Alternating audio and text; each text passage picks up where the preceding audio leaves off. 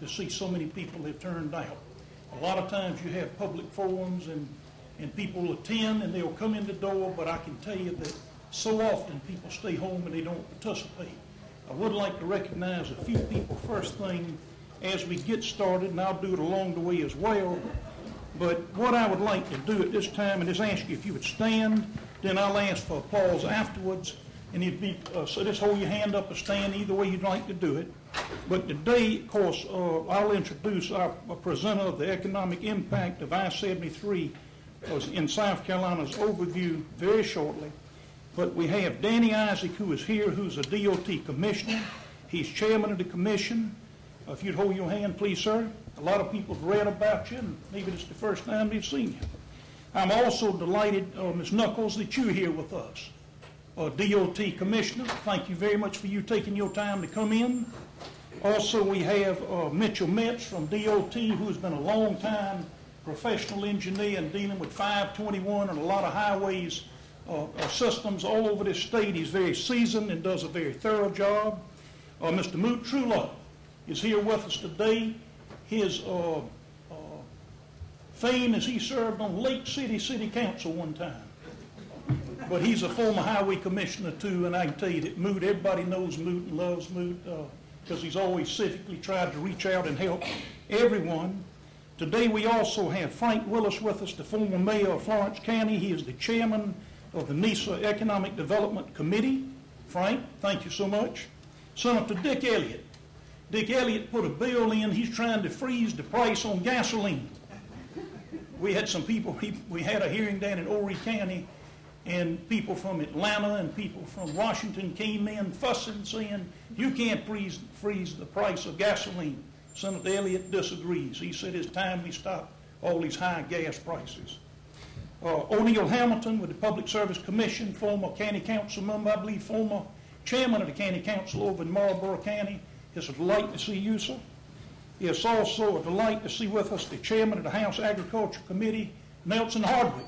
Nelson, we thank you for what you do for us. That's a hard job. You deal with a lot of natural resource issues, and we appreciate the fact of the good job that you're doing. Celia and Susan, I want both of y'all to stand up. U.S. Senator Lindsey Graham's office, thank you very much for the commitment, and please let the senator know, no matter how small or how big, Lindsey Graham has always been present for all citizens all over the state, and we appreciate that. Thank you very much. We have a number of different, with Wildlife Action, the Conservation League, so many others that are in this room, and I know that you'll identify yourself by name as we proceed. This meeting today is not about political speeches. This meeting today is to hear a brief statement, certainly from our main speaker on giving this report out, but then we're going to have a brief statement from several of these panelists, and then we're going to open the floor. NISA we were given this presentation in our last meeting, and at that meeting we said what we wanted to do is open the door for public input. We wanted to hear firsthand. I know there's a man here from over in Marlboro County that he says he has some 70, 80 acres of land, and he's got an issue with the road dividing his farm, and he wants to share that, and he wants to know if there's anything could be worked out in any way to try to help him with his situation. But everybody has different issues, and that's what this forum's about. What we're going to try to do is go with maybe a 3-minute type presentation. Where's Nancy? Now, Nancy's capable of speaking for an hour, but Nancy Cave, our friend, we'll let you speak for 3 minutes and maybe an extra minute. But I notice you've already talked with all the TV cameras, and that's a good thing, too. I see Mr. Floyd Keels here, who is president of Santee Electric Co-op. It's a delight to see you, Mr. President. And I know our president, Fred Carter, was here moments ago, and again, we thank Francis Marion University for allowing us to be here today. I first would like to introduce on our program today Chris Shimura. She's a graduate of Clemson University, undergraduate. Go ahead now. Got a master's in economics, a doctorate from Virginia Commonwealth. 11 years you spent with an economic firm, 8 years with SunTrust Bank, and 8 years with the Federal Reserve Bank of Richmond. If we would, please, let's give a round of applause to Chris as she comes forward with her presentation.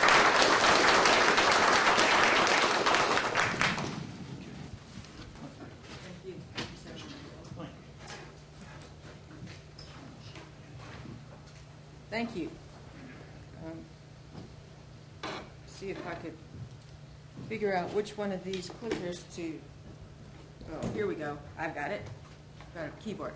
Okay, the economic impact of I-73 on South Carolina, it will have a huge economic impact on the state. The road will pay for itself in 4 years based on increased activity, and that's a fairly short period of time given the other states have much longer payback periods. We're expecting to see about 7,720 workers employed each year during the 5-year construction phase, and that in particular will help the more rural areas first as we're going into this project. After completion in 2013, we'd expect to see about 22,000 jobs created. That's a significant number for the state. So what I'm going to do now is show you the map. I'm sure that you've seen these many times before. We'll go through that fairly quickly. I'll give you a quick economic profile of the regions that will be affected by I-73, that is along the corridor. I'll tell you quickly how we do this type of study, and then I'll give you the outcomes of the study. So first of all, as you know, the corridor going from Michigan all the way down, ending in Myrtle Beach, going through 6 states. Had to count it there real quickly. I think I got that right. So it's a significant amount of mileage in terms of the new road. In South Carolina, here you see where the I-73 corridor will go through the counties of Dillon, Marion, Marlborough, and Horry County. So that's where the greatest economic impact will be in terms of on the economies. To give you a little bit of background on these regions right now, for the most part, if you look at the entire I-73 corridor that's highlighted in yellow, you see it grew in terms of population growth. I'm looking at 2000 through 2009, much faster than South Carolina overall, but that's a bit deceiving. That's very deceiving because Horry County was growing much faster than the state. So if we look at the 3 other more rural counties in the I-73 corridor, you see they were either flat in terms of population growth or even negative over the past 9 years where we have this data. We see sort of the same thing when we look at employment. And again, I-73 corridor, employment was growing faster than the state over that period of time. But that was all due to Horry County. The 3 regions all grew, the 3 counties all grew much slower than the overall state. And then in terms of income growth, here you can see at the top again the I-73 corridor, and here latest data 2008 when we did the study, almost 28,000 in terms of average income compared to 32,000 in the state, and even in this case Horry County less than the state. Part of the reason for that is because of the retail and tourism activity having more part-time workers. And since you have more part-time workers, they obviously make less than full-time workers do, and seasonal workers. Here now also in terms of the economic profile, why was especially the rural area performing worse than the state overall? And the main reason is because of manufacturing. So here I'm showing the annual growth rate of the main industries, so agriculture, mining, construction, manufacturing, TWU, transportation, warehouse, utilities, trade, finance, insurance, and real estate, service, and government. And in, you can see down 5.3% in the I-73 corridor and only down 3% in the state. In the state, 12% of all jobs are manufacturing jobs. That's about the same as in the nation. In the I-73 corridor, over 20% of all your jobs are manufacturing. So for that reason, that's why this 5.3% number has even a larger impact when you look at overall total employment in the region. Also, we haven't really seen high-tech employment growing in the I-73 corridor. Here you're looking at the percentage of all jobs that are high-tech. In South Carolina overall, about 8.5%, but in the I-73 corridor, just a little less than 3%, and that's been dropping. And the reason why I bring this out is because high-tech is one of the faster-growing areas, expected to continue to be as we look ahead over the next decade, and it also pays better than most jobs. So high-tech is an important sector. Okay, so now that's a profile of the region. Let's move on to how do you do an economic impact study.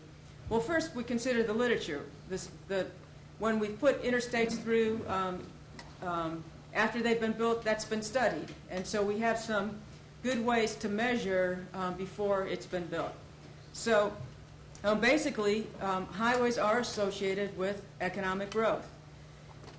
Then we have to obtain some measures of change. If we have a new interstate going in, we have to know, well, how many people are going to be traveling on it? What are the projections in that regard? And we receive that information from the environmental impact reports from the Department of Transportation. Basically, they have average daily traffic volume today and what's expected in 2030. So the change is part of what we're looking at in terms of what does that do for your economy, those increased cars traveling through. And then, like most economists, we use a model that looks at, well, how does that ripple through the economy? So, for example, when we build a road, not only are you employing people that are building that road, but then the firm that is building the road is buying supplies from regional firms, such as rocks from the quarries or cement. And that, as the project is going on, creates additional jobs for a temporary period of time. So we're estimating that, as well as those construction workers that are working go out and spend their incomes in the region. So we have an estimate for that, which gives us the multiplier impact. So $1 spent turns into more than $1 spent when you look at its whole ripple through the economy.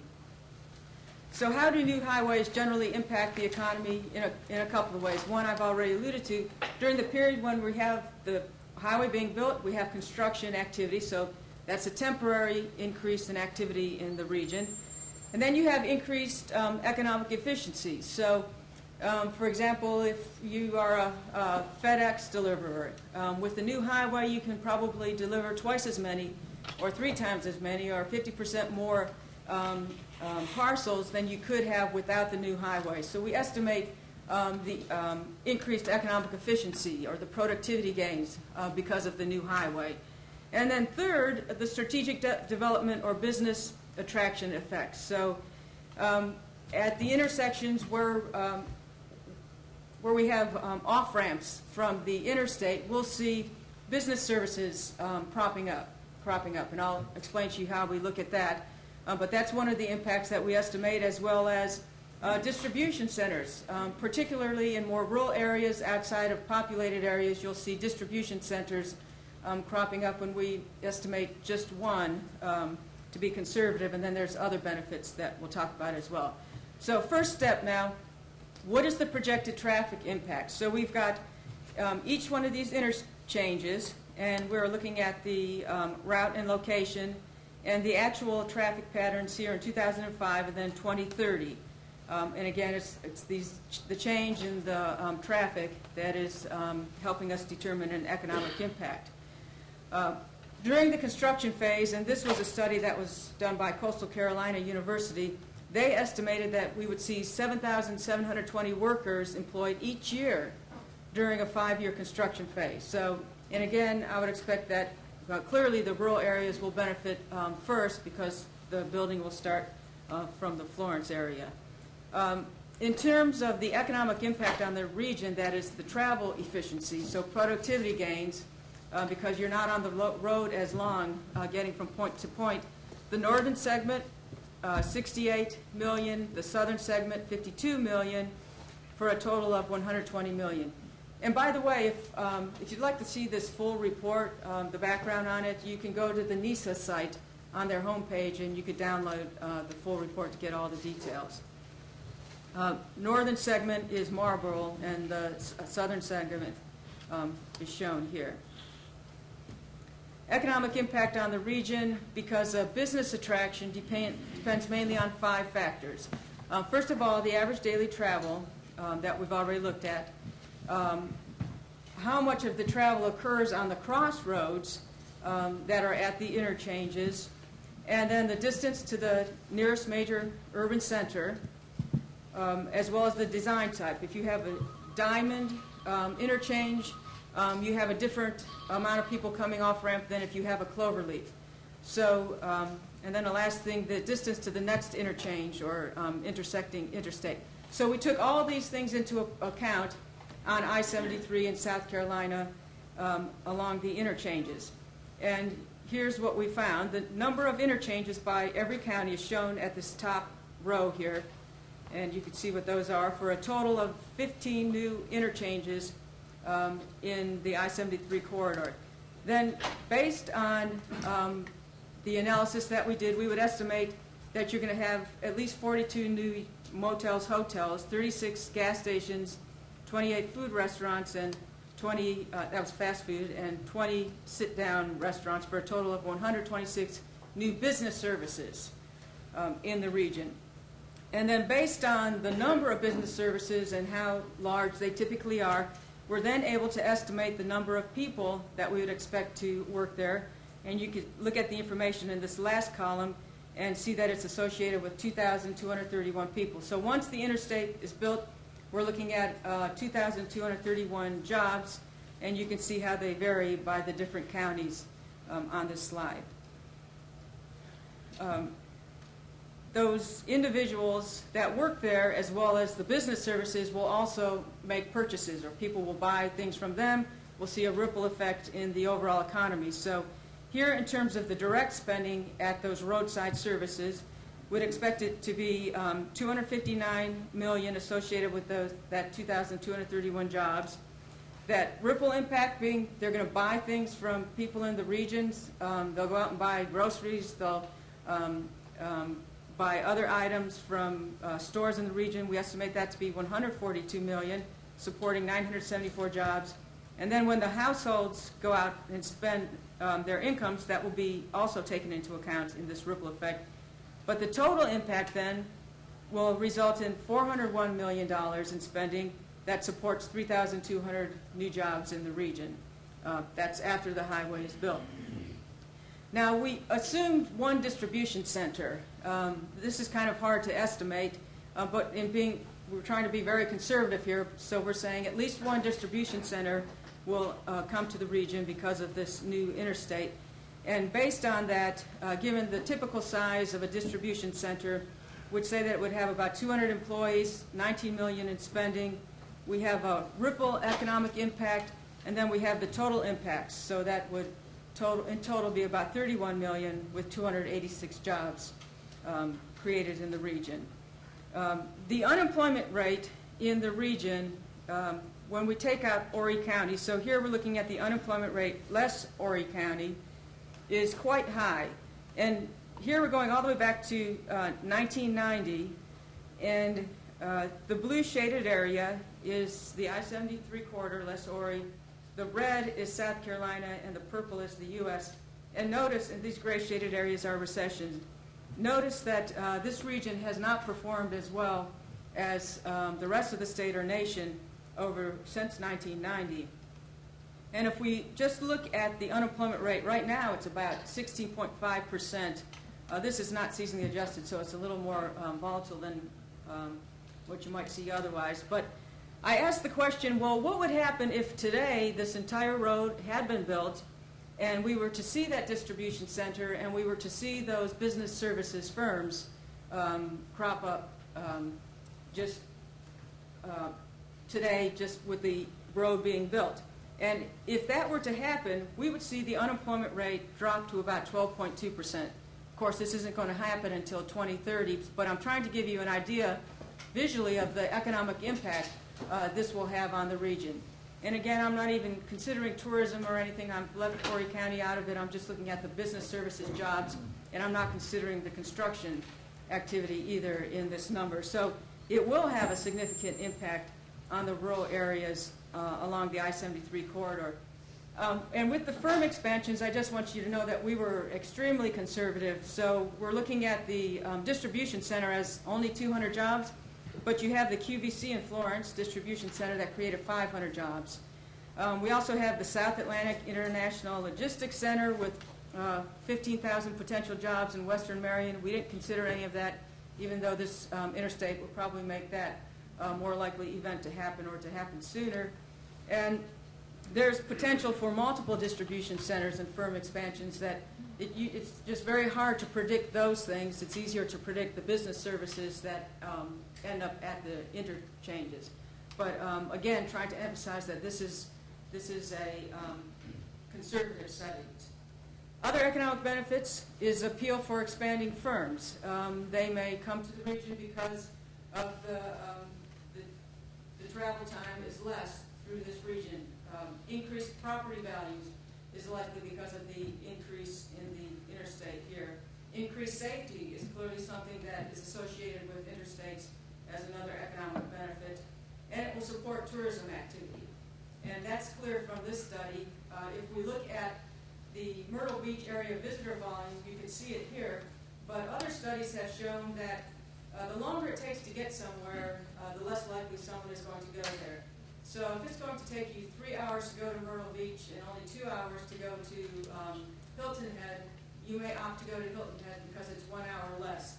So based on the information on the number of people that don't go someplace or reduce their travel time because it takes longer to get to a destination, we were able to estimate the impact on tourism. And here you see, oops, sorry, go back. The direct impact on tourism in terms of the increased spending, and we're looking at a 2030 number here, 12,669 jobs with the ripple effect, another 6,000, which sums up to 18,000. So a significant impact in terms of tourism activity because of the easier access to Myrtle Beach via I-73. This will have an impact on the state as well. When the people come in and spend their money at the roadside services, if we have the distribution center, because of the increased tourism activity, we'll see more corporate income taxes, personal income taxes, sales tax, gas tax, for a total of about $86.1 million in new taxes each year for the state. In terms of the localities, they'll benefit as well from the sales tax, the accommodation tax, hospitality and admission tax to the tune of $43 million per year after the interstate is built. So bottom line, I-73 will have a huge impact on the region. Employment gains are significant. Just during the construction period, we're expected to see 7,700 jobs each year for 5 years. And then the ongoing benefit, 2030 and beyond, $2 billion in sales, $547 million in employee wages, 22,000 jobs, $56 billion in state revenues, and $43 million in local revenues. Bottom line, the road will pay for itself in about 4 years' time with that new economic growth. And if you would like to see some updates or get a copy of the presentation, you can go to the NISA site, and also for updates on I-73, it's available on I73.com. Thank you. Thank you, ma'am. Mr. Mira, we appreciate the presentation. Moments from now, we're going to open the floor up for questions to be asked directly to you. Danny Isaac, if you would, and Mitchell, just a brief statement, I mean very brief. We're not here to listen to y'all, we're here to listen to these folks, and we want them to share with us what they would, or the citizens would like to hear about this proposal. But if you would, very briefly. I-73 has been in the making for the better part of 20 years. The southern part has been designated as a corridor of national significance. All the facts speak for themselves. And part of what we're here to do today is make sure that we leave here with the facts and a clear understanding of studies that have been done and answers to a lot of questions. Thank you. It's a pleasure to be here. It's been an interesting situation to be involved with the I-73 project. It's been on the table for a considerable amount of time. I served 12 years on the Highway Commission, and we have discussed it and have made the I-73 project the #1 new construction project in the state through several different administrations with the Commission. It's indeed enlightening to have it at the point that it is and moving forward, and certainly it is very important to have all of you here today, and we look forward to hearing your comments and moving forward. But this is a very positive situation that we hope that will benefit the whole state of South Carolina. Thank you. Thank you. My name is Mitchell Metz. My involvement began back in 2003 as the project manager for the South Carolina Department of Transportation. And really my role since then and here today is to make sure that we as an agency followed all the federal processes that come with the federal funds that are behind the I-73 project. Most of my efforts from then up till about 2008 were to make sure we followed the NEPA process, which is the National Environmental Policy Act, to make sure the road was routed in the least damaging practical way. So I'm here today to answer any process questions you might have. Thank you. Thank you very much. At this time, I'd like to recognize State Representative Alan Clemens, who is the national chairman of I73, and you have done a wonderful job. If you would loan that microphone for 1 minute, Alan, I know why you would do. You'll talk for a good while, but you'll hold you tight. Nancy, you know me too well. But thank you so much, Senator McGill, and all of you, especially the Board of Transport, the Transportation Commission, let me get it right. You have done yeoman's work in getting us to where we are. NISA's been a wonderful partner through this process. Ladies and gentlemen, we are pleased to be at this point. I look out and see the faces, and I see many faces that have been with us since this project began really in earnest to start to take shape back in 2003 when Mitchell came on board. And it has been a long process that has been involved in many meetings, just like this meeting. A great deal of public input has gone into the process, along with the input from all of the state agencies and federal agencies that are involved in highway construction permitting.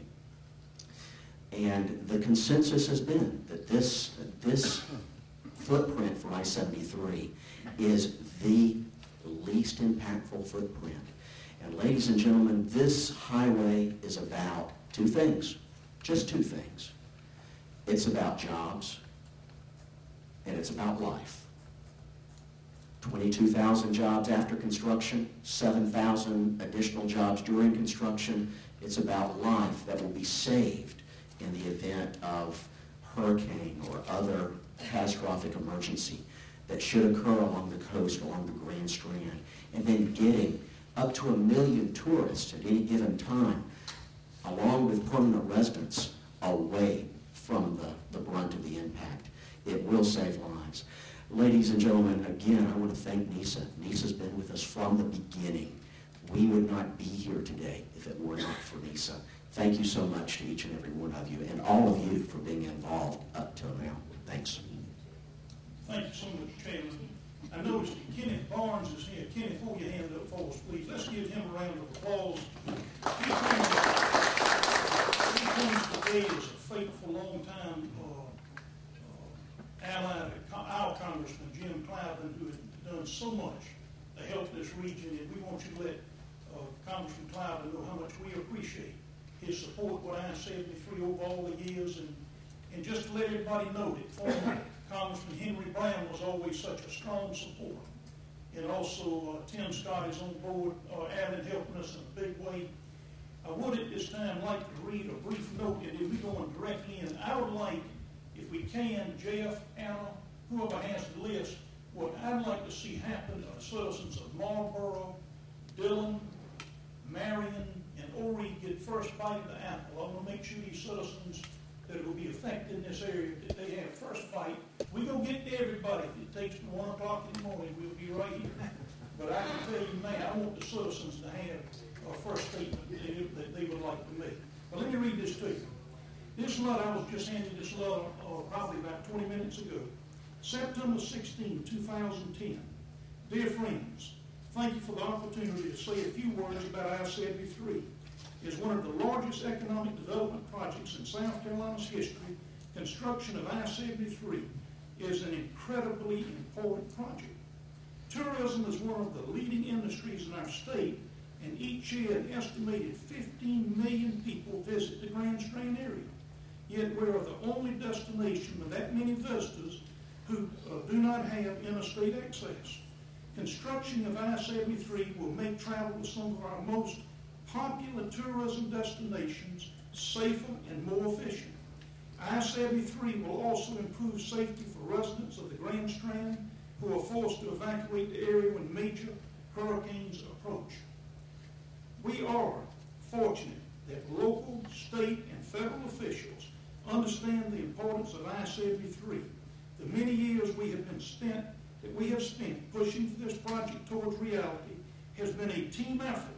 I truly appreciate the work of many elected officials and local organizations such as the Myrtle Beach Chamber of Commerce, the I-73 Association, and NISA for their commitment to this project.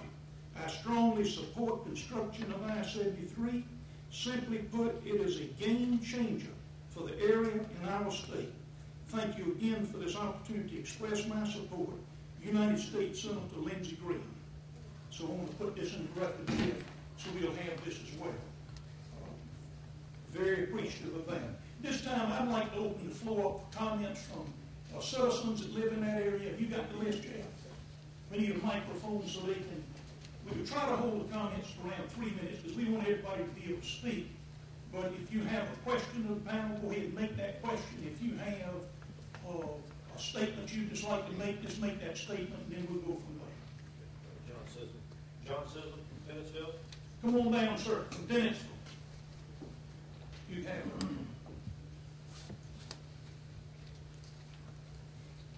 Let me share this with you. Just was handed. I was wondering about Doug, and we just got it in a message from Doug Jennings. He is not going to be here. He had an uncle, close uncle, that died last night, and so he's not going to be able to be here. I know he was looking forward. He's been participating every step of the way. Thank you. You got your very good, sir. Thank you. We thank NISA for arranging this public meeting on I-73 today. I'm John Sizzle from Benison, South Carolina. During the last 20 years, I've written a lot of letters, drawn many lines on map for I-73 in South Carolina. I guess my primary interest is, from the first time we drew it, is the change from Auburn, Dillon, and Marion County to catch up with the rest of the state. My concern today is that we're only getting half of an interchange at I-95. If the northern portion is to ever be built, why not build the full interchange now? When public meetings were held 4 years ago, all of them showed the southern portion of I-73 crossing 95 and going north about a mile. When we had all the meetings in the northern quarter, the map showed the northern quarter going to within 1 mile of I-95.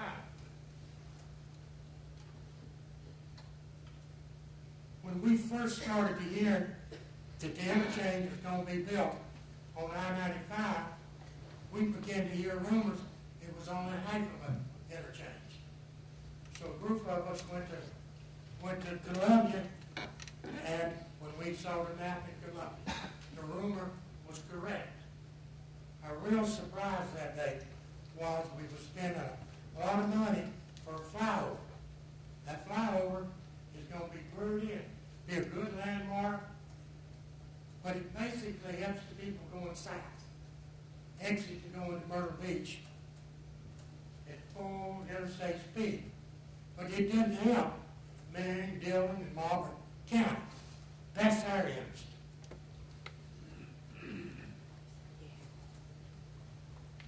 If we ever have the northern quarter, I believe the full interchange should be built now, not sometime in the future.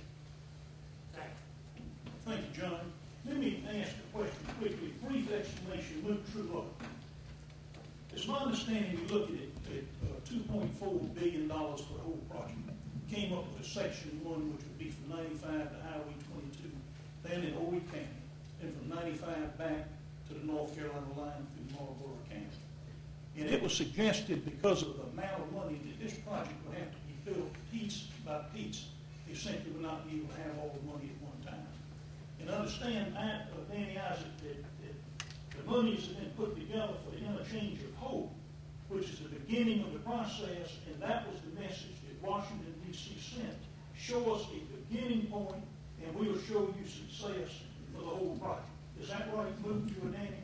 I think that's correct, and what Washington was wanting South Carolina to do was get a start and make a commitment, and you have to start somewhere.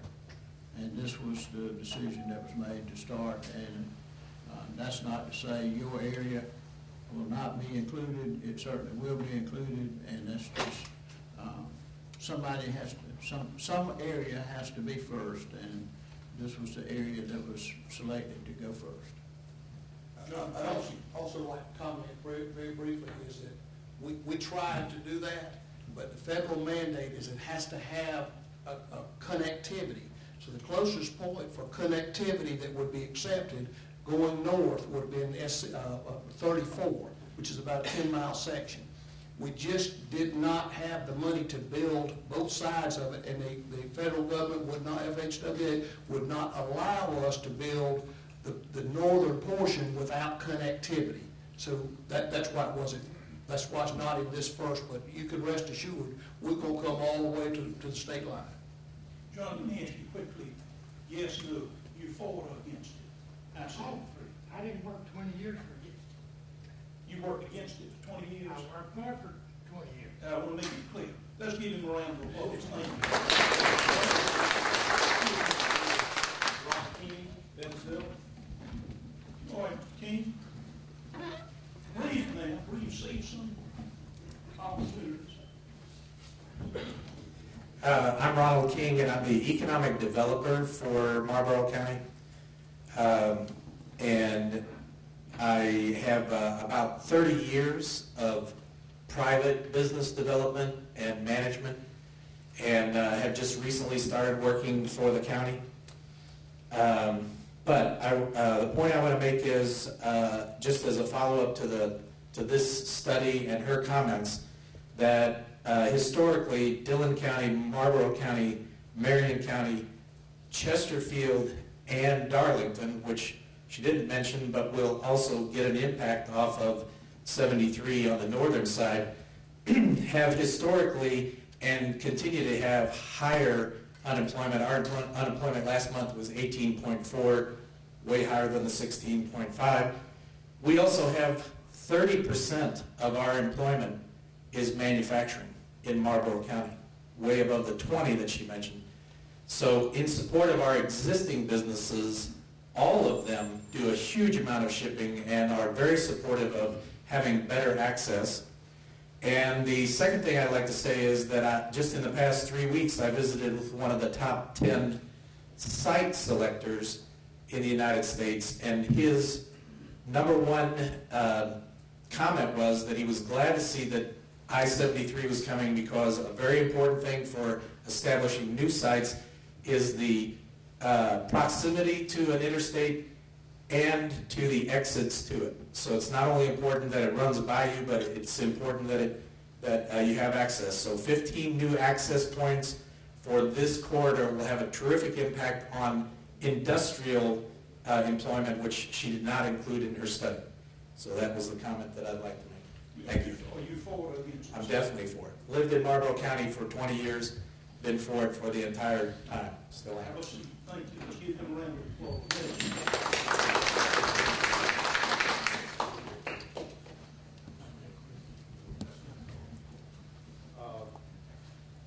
Elizabeth Weems.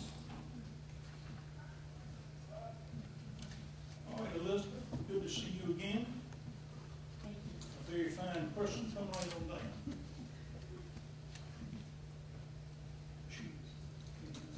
You just hold it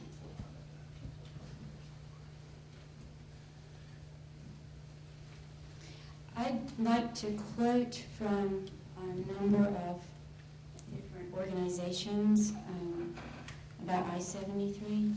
I have a letter here, Department of Natural Resources.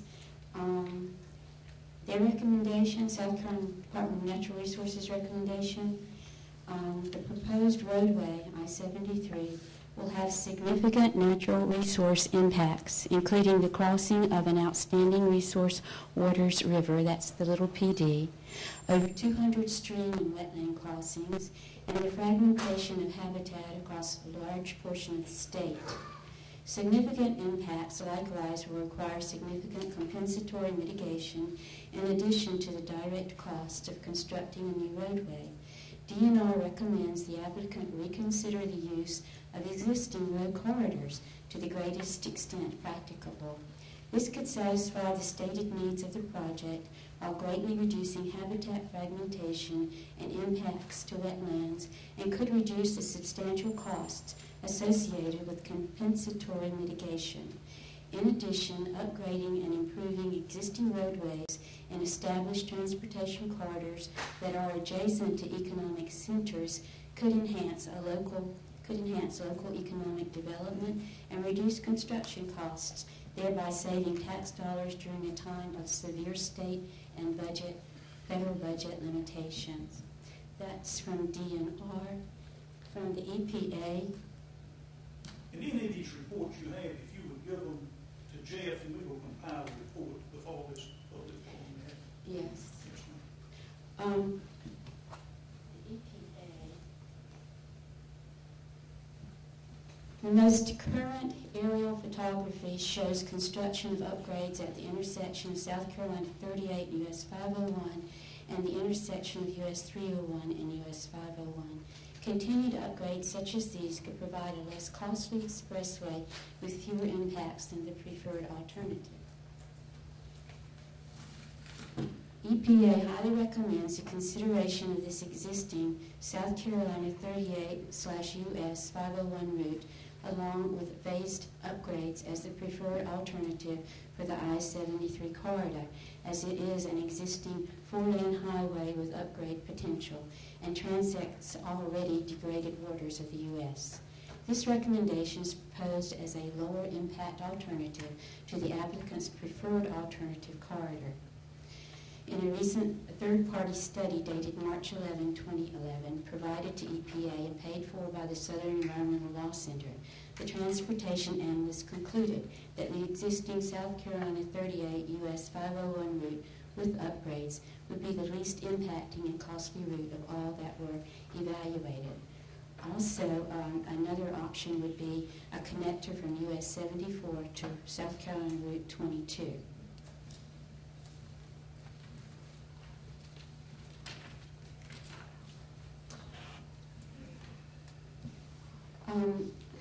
DOT's own impact statement, South Carolina Department of Transportation's own impact statement says the benefits will be minimal and improving existing roads would accomplish the same goal at 1/10 of the price. As far as the the bonds, if we were to borrow $420 million for I-526 and I forget how many millions for the interchange at 95 and up in Dillon. We would run out of money for any road repairs. There would be no more money in the budget for road repairs for a long, long time. Thank you. Elizabeth, let me tell you how much I appreciate the fact of you taking your time, Women League of Voters affiliation, and I'm going to tell you, we appreciate you taking your time to be here.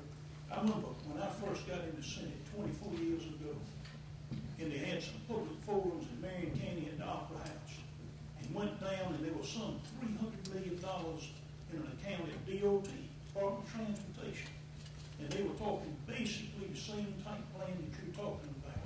Never forget it.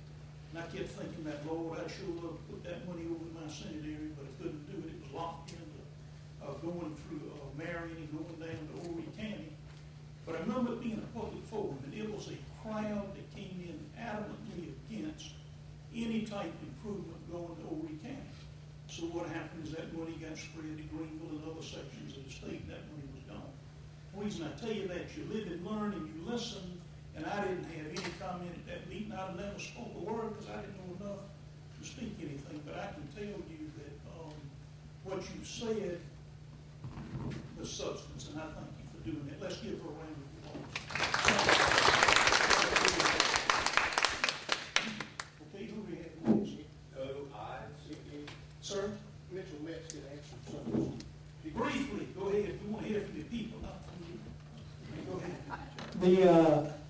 The existing route alternative was studied as part of the environmental impact statements that we prepared for I-73.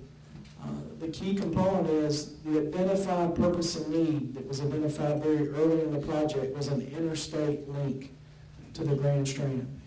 And we studied SC38, 501, and many other existing routes, upgrading those to interstate standards, and they proved to be much more costly and have significantly higher environmental impact at the end of the day. They are not the least damaging practical alternative. Vote as representing Wildlife Action, Wynyard Group, and Sierra Club. It's a delight to see you. I understand Bunny could not be here today, but it's a delight to see you. Thank you so much. Thank you so much. Senator Yancey, distinguished members Do of you the want to use attendance. the podium? I want to try to make it as least, let's do that. Thank you. I should have done that for last year. You go ahead, sir. Distinguished panelists and other attendees here today, I want to thank you for the opportunity to speak today. We have the utmost highest regard for the work NISA is doing, despite popular press counting otherwise. Thank you, sir. We are in favor of economic development of the region and adequate transportation routes to foster that development. I'm going to read from some comments that we sent to Secretary Robert St. Anger, who's the Secretary of the DOT, and copies sent to the Army Corps of Engineers. This development should not be at the expense of depleting or degrading scarce environmental resources. It should be pointed out that outdoor recreational amenities also foster economic health. As stated in a 2009 study of the economic impact of South Carolina's natural resources by the Division of Research of the Moore School of Business at the University of South Carolina, outdoor recreational amenities along the coast of South Carolina, i.e. fishing, hunting, wildlife viewing, and beaches account for $3.5 billion in added gross domestic product, supporting 81,000 jobs. We are first and foremost in favor of routes which would avoid or minimize impacts to wetlands and riparian lands. If mitigation is required, we favor projects near the impacted areas that are greater in both area and quality than those impaired over the projects in other counties. We're underwhelmed by the mitigation efforts that have been published so far. I just want to say that we have also signed on, when we helped sponsor the Southeast, the Southern Environmental Law Center's conclusions that an expressway in lieu of the improvements to standards of an interstate highway is what we're proposing as an alternative. The selected route is not the route which has the least environmental impact. We're especially concerned about the impacts of the crossing that would preclude wetlands of 293 acres to be exact, 342 acres including the water bodies that it's impacting. But it crosses the Little PD River just where it crosses the river, tributaries, and affects areas like Lake Swamp and Marie. And our suggestion is that we haven't put spades in the ground yet. Let's please look at alternatives to this proposed route. Let's find one that has less environmental impact. We're so happy that the economic research team that worked on this project is here and present, because one thing that we haven't heard and would like to hear responded to, one reason we like improving the existing corridor, 501 and 38, is because there's already significant amounts of funds already invested in this area, and there would be a loss of jobs, there would be a loss of business along the existing corridors if a new corridor is introduced.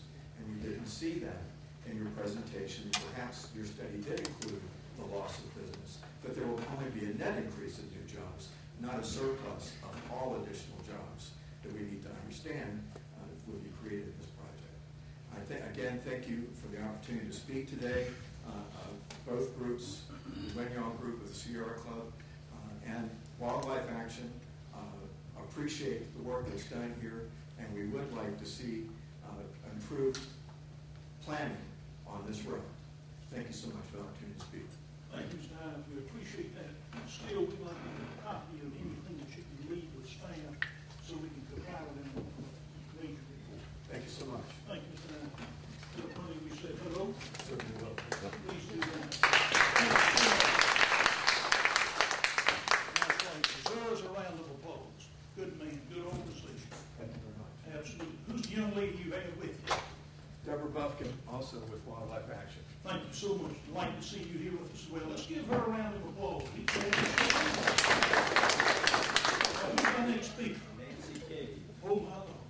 Let me tell you, this is a fine lady. I can tell you I've known her for years and years. And I know in her heart she wants to do the right thing, see. But I want you to make a presentation. We will give you 5 minutes. We will give her 5. Well, you come right on, Nancy. It's good to see you.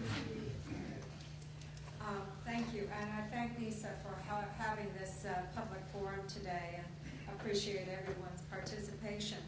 I would like to start off by asking some questions in regards to the Chimera study.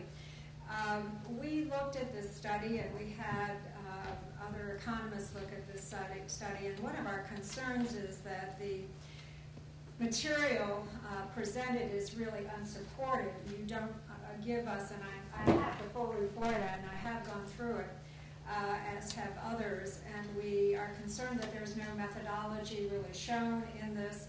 There are no linkages to the material that you refer to in the study. For example, in the Myrtle, you discussed the Myrtle Beach Area Chamber study that estimated increase in visitor volume as a result of a reduction in travel time. And then you go on to state, and yet there is no linkage to that survey that was done by the Myrtle Beach Area Chamber of Commerce, and there is no explanation of how you are using that survey in your assumptions. You also state that I-73 could reduce travel by 2 hours during peak tourism season. Again, it's an assumption without substantiation, and the EIS for the southern segment, if we just look at the southern segment of I-73, their estimate a reduction time of 15 to 20 minutes. So I don't quite understand how it goes from 2 hours to 15 to 20 minutes. You talk about the jobs that are going to be produced. There's no question that there will be some jobs produced, but they are low. The majority of them are low-wage service jobs, jobs that cannot sustain a family. You also discuss about construction jobs and say how good this will be for the rural areas of the corridor. There is no guarantee, and we've seen it before in this state, that indeed local contractors and local people are hired for these construction jobs. So I would question that. You have done these studies for other parts of other states that are part of the I-73 corridor, including West Virginia. The reports are basically the same. I printed out the West Virginia report. They are exactly the same with some slightly different information. But both of those reports, again, I would say, don't really explain the methodology, or do you provide us with supportable data? My question to you is, have any of your reports generated predictable outcomes? You've been in business for 12 years. Your assumptions go out to 2030. So how do you say that this is going to happen? And in fact, when I look at page 7 of your report, you basically say that this analysis attempts to project the regional economy more than 20 years from now based on a certain set of assumptions. The projection is subject to forecasting risk, as actual events may change those assumptions. I understand that you have to put something in there, and you don't know what's going to happen next year, and certainly you don't know what's going to happen in 2030. The reality is none of the rest of us do either. So I think we have to be very cautious in making assumptions that we're going to have 22,000 jobs when this interstate, or I should say if this interstate is ever built. Again, I'd like to reiterate what the senator said. The cost of this interstate is estimated at $2.4 billion. And I would suggest there's been a lot of talking out of both sides of one's mouth, while we hear day in and day out that the government needs to spend less money, and yet here we are promoting a $2.4 billion interstate with no funding plan, no overall funding plan for this interstate. Mr. Trulock, you said that the money is in the bank, or those are my words, not yours, but there is money for this as you call the interchange of hope. That $344 million bond proposal has yet to be passed. That bond proposal will use up 85% of SCDOT's capacity. That bond proposal will have a service debt of $30 million that will cost SCDOT, which we have learned in the newspaper is near bankruptcy. So I don't think any part of this I-73 is a done deal, and we don't. This is a bad time in this economy to be talking about a $2.4 billion road, and those jobs that are being assumed are a long way off, and there are no promises. And so I think we need to look at what we can do today, and what we can do today is fix the roads we have and upgrade what we have. And indeed, we can increase capacity to bring more tourists here. And indeed, we will not impact the towns of Latta and Dillon and Marion and Galavant's Ferry, who will lose jobs if this road is built. Thank you.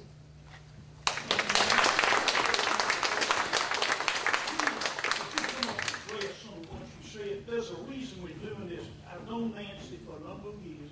We've served on a major highway task force committee in the Georgetown County area, and I can tell you that she asked questions with substance. I can tell you that, but I also can tell you this. I know there's a response to those questions, so we need to hear that. Okay. Thank you, Senator, and thank you, Nancy. I guess you can just go online for yourself and take a look at the report.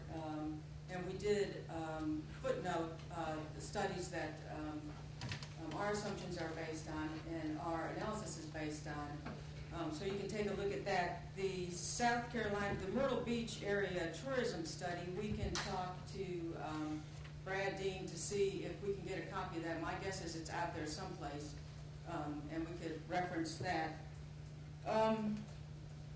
Some of the service sector jobs, as I stated, are part-time. But I can tell you, having 3 close, either family members or friends who are unemployed right now, having a part-time job is a heck of a lot better than having no job at all. Others of those jobs are full-time jobs.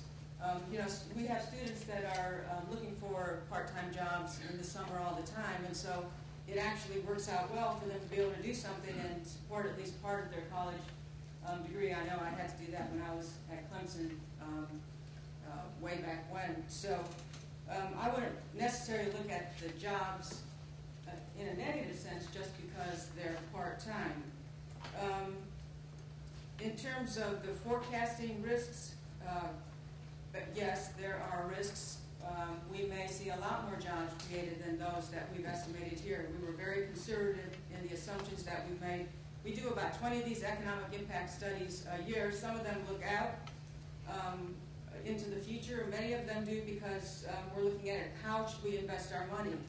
However, having gone to sites where activity was occurring, yes, it seems like a lot of jobs, 5,000 during a construction period, but that actually, it does happen. Those are numbers that you should expect will come about. In terms of, is this a good investment? In Virginia, the payback period was 9 years. In West Virginia, the payback period, I think, was over 15 years. Here, your payback period is 4 years in terms of what the state will see in terms of revenues and the localities. So, yes, these are difficult economic times, which in my mind is why it makes this even more important. Thank you very much. Any other response? Thank you. Senator, if I might ask, Oh, just one previous question about the existing corridors. One more. Just for a point of clarification, I don't believe I ever said that the money was in the bank. I said that was right. Those were my words. Those were my words. Oh, okay. The money for the $13.7 million that would be the access and the bridge replacement that would be access is available. But I did not say the other, and that's just for a point of clarification. Okay, who's our next speaker? Peggy Brown. All right. Peggy, come on down. We wish you to use the podium. Thank you. Thank you so much for you taking your time to be here. What group is she with? Tell us. League of Women Voters. Thank you. Thank you. Thank you. My name is Peggy Brown. I'm the co-president of the League of Women Voters of South Carolina. And I need to go ahead and tell you that my comments will probably be a little more than 3 minutes. I didn't realize you had a limit on it. Okay. I am from Florence, so it looks like we're getting down the list. The state league moved in June of 2011 to oppose the I73 proposal from our transportation and natural resource positions adopted in previous years. We're very concerned that this proposal has not undergone enough study and would adversely affect the preservation of the entire state's transportation system for many years to come. Due to recent exposure of SCDOT's lack of transparency, poor financial responsibility, and leadership, it appears that any funding approval for non-prioritized projects would be suspended until the department is in a more creditworthy standing. In light of how SCDOT is currently handling their construction projects, how can we, the public, be assured that this is extremely challenging project will be handled in a better way than they're doing today? The League does support planned growth and transportation needs. However, the proposed I-73 plan does not meet these expectations. We believe that upgrading the current routes are essential to ensure current and future transportation needs. We support alternative options that will be less expensive with less environmental impact and urge NISA, SCDOT, the State Budget Review Board, the Senate Transportation Committee, and our governor to continue studies before any implementation of any plans move forward.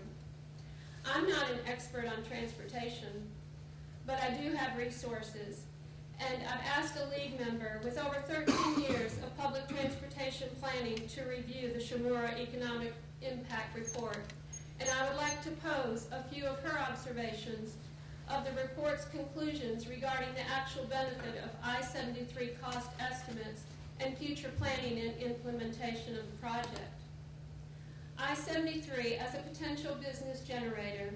When calculating the economic impact, several important concepts may not have been considered that could substantially reduce the amount of economic benefit as calculated in the report.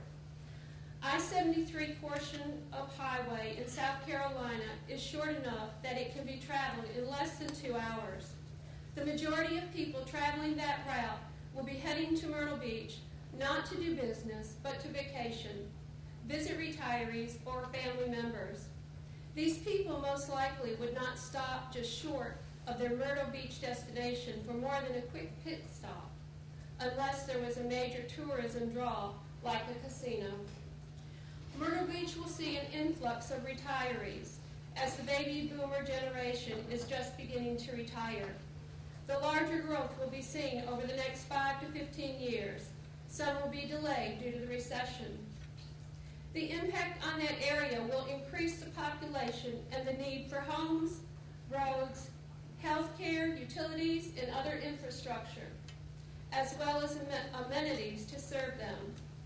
I-73 may make it easier for the boomers of the Midwest, colder environments to travel by auto, but the cost-benefit of the road construction for this great target audience just doesn't add up, especially since they would travel on the existing roads anyway, or travel by alternative means such as bus or planes. A few more truckers may stop along the way, but not many more than what would naturally occur due to already forecasted growth in the area. If Myrtle Beach becomes a major shipping port that offers other commercial amenities to support import and export businesses, then perhaps more industry could grow, but that could come as a cost to Charleston's port activity. Also would senior populations want or benefit from that type of economic development. The I-73 corridor concept was developed ahead of the economic, technology, and the environmental revolution now taking place. Technology advances and the capability of businesses and employees to work remotely becomes preferred. More companies will build smaller facilities and fewer employees will travel along highways to get to work. Major industries tend to cluster in areas where they can find skilled labor and in places people want to live. The idea of a major distributor locating anywhere along the I-73 corridor in South Carolina is fairly remote. And again, as technology continues to advance, fewer workers will be needed and less will be traveling along the major arterials. It appears that other states north of West Virginia are not following through on their part of I-73 and I-74. Has a study been done to determine the actual benefit of partial construction versus completed construction? What happens to the potential economic benefit if it is not continued through Michigan? How does the economic study handle this? Jobs estimated in the study forecast will most likely be far fewer, with wages far lower and not family wage jobs. Let me share with you. We've gone 7 minutes. I've given you a long time, and I gave Nancy briefly summarize in your mind. Maybe what you have. It's all important, but we're going to get a copy there. I have a copy for you. Very good. Just briefly summarize. Well, in summary, I really think that we can do a lot of the same things with alternative routes at a lower cost. And I think that if you look at what happened to the small communities when I-95 came through, I believe Francis Marion had a report done. I don't think that the economic benefit for those small communities is all what is viewed in the report. Thank you.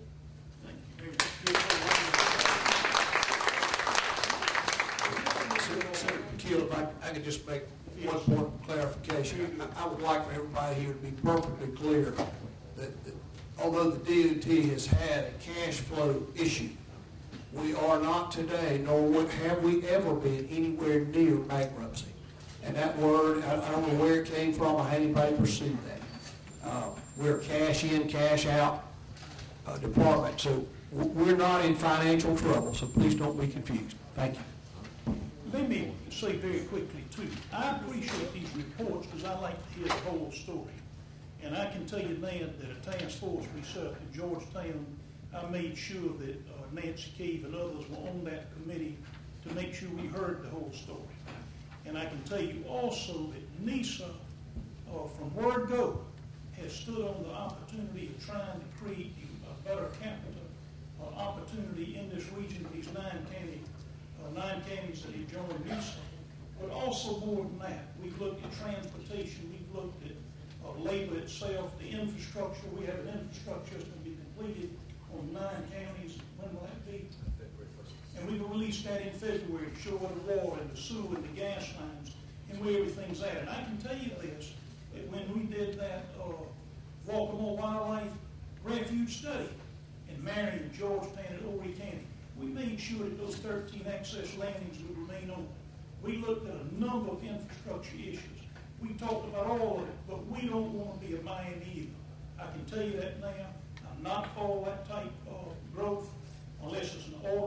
it, I can tell you I stand with green moreover and over, but I can tell you now that by testament, how do you know that this thing will deliver this many jobs?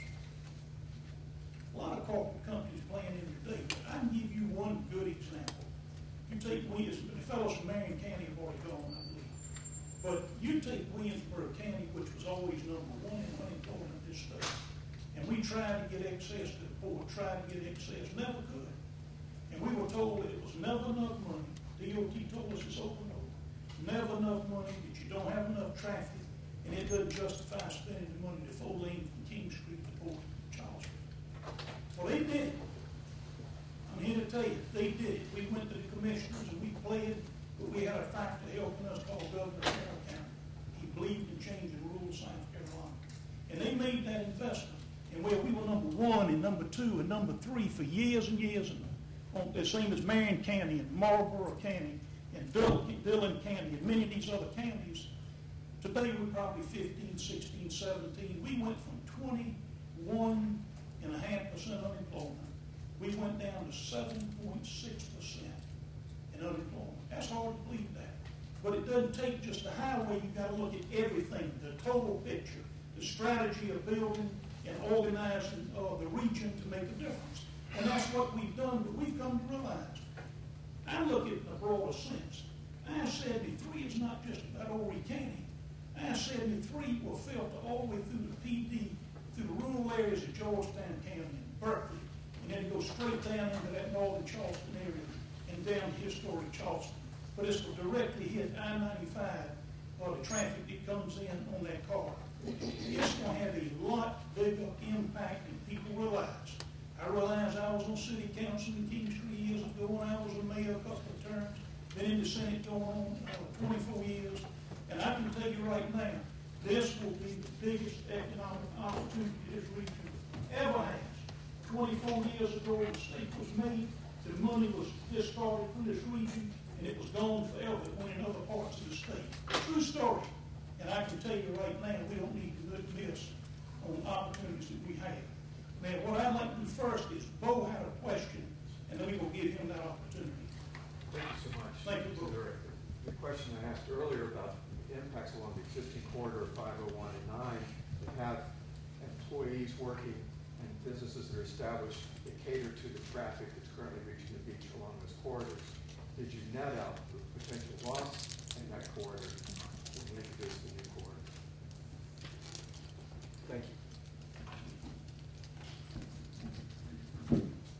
Those numbers were not netted out, and I don't think we should assume that there will be a huge loss there just because of the increase in activity that we'd expect with the I-73 corridor being built.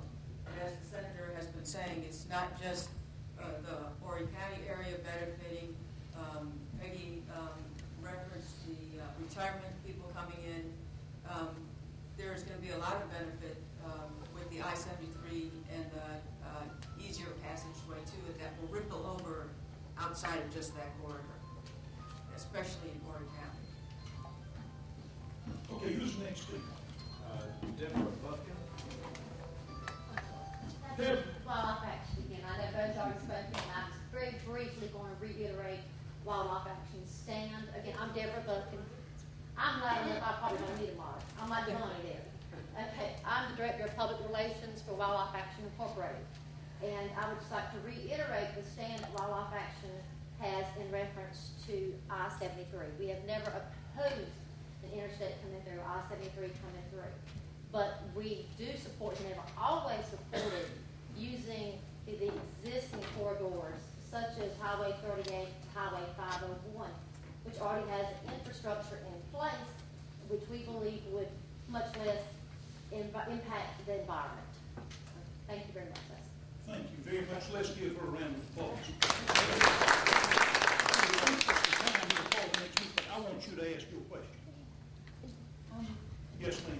I would like to know if there is any permits for I-73 granted at this time. Is there a permit, Mitchell? The permit's been applied for, but has not been in receipt. We're coordinating with the U.S. Army Corps of Engineers, DHEC, and all the other agencies that have jurisdiction over the the wetlands, and in the process of doing that, we're identifying a compensatory mitigation plan, which is the key component to getting that permit. That's in process. And from the summaries that I read from EPA and DNR, they are objecting to and asking you for more information, it sounds like. I think at the end of the day, we'll be able to address the DNR's comments. They're a non-regulatory agency. They're a commenting agency. EPA is certainly a regulatory agency, and we've met with them and begun that process of coordinating those responses. But there's no permit now. Who's your next speaker? Sarah Knuckles. Miss Sarah Knuckles, come right on up, Miss Knuckles. Come right on.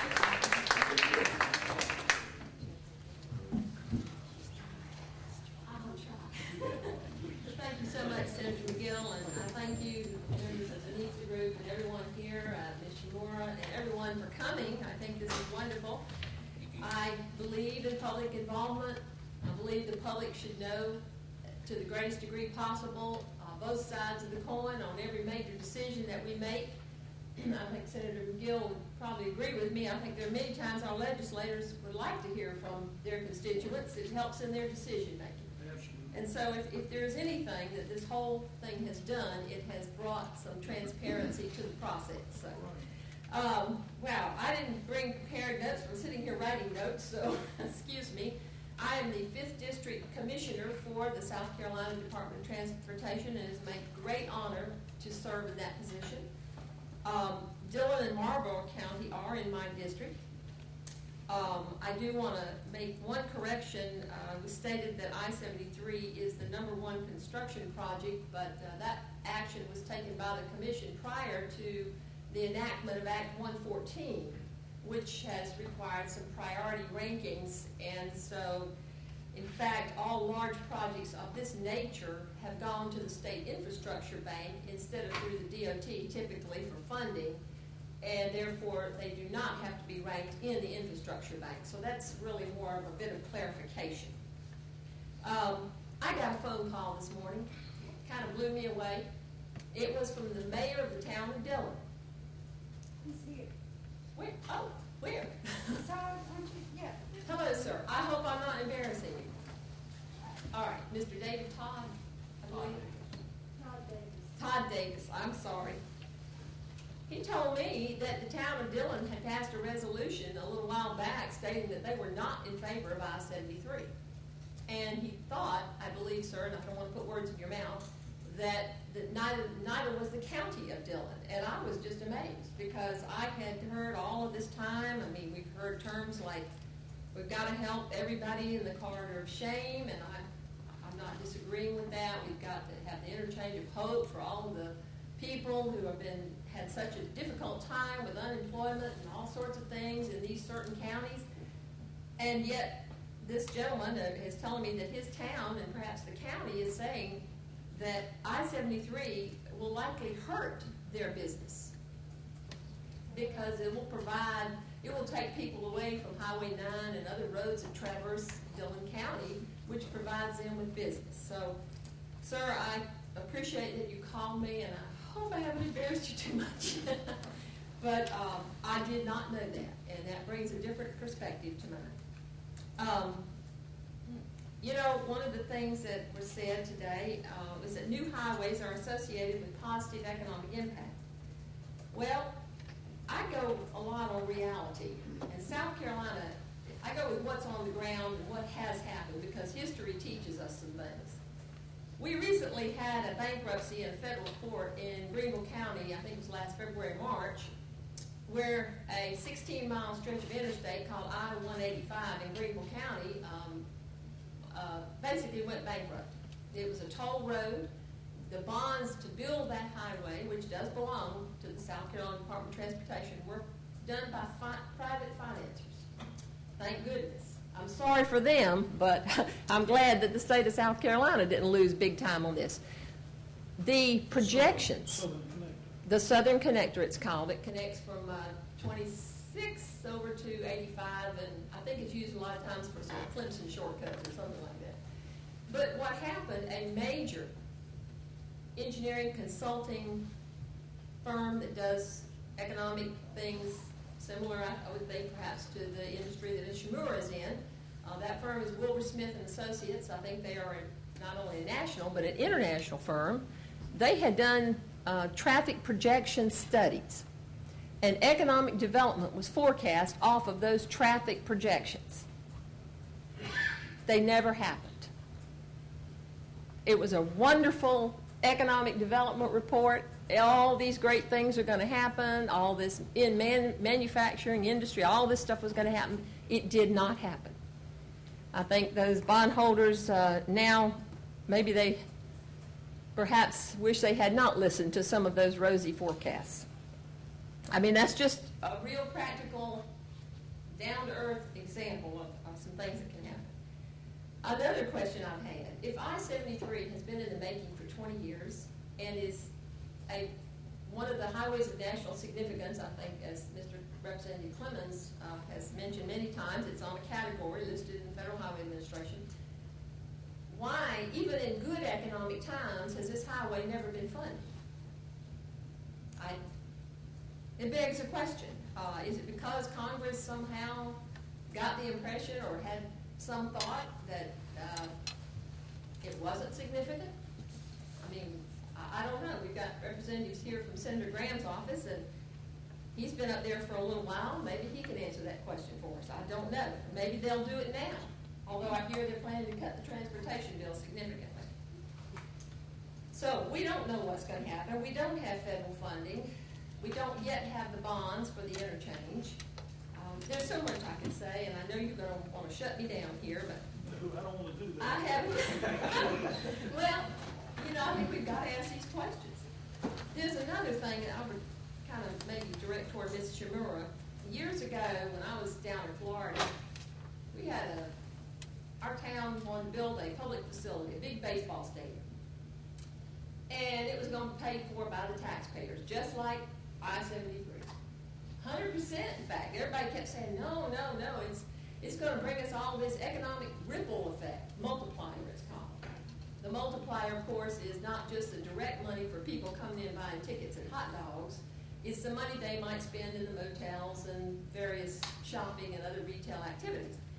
So I looked it up, and I found out there's an economic theory called the Taj Mahal effect. You can go, I don't have it with me, it's put out by the Heartland Institute, which is a foundation up in the Heartland, I suppose in Illinois, somewhere in that area.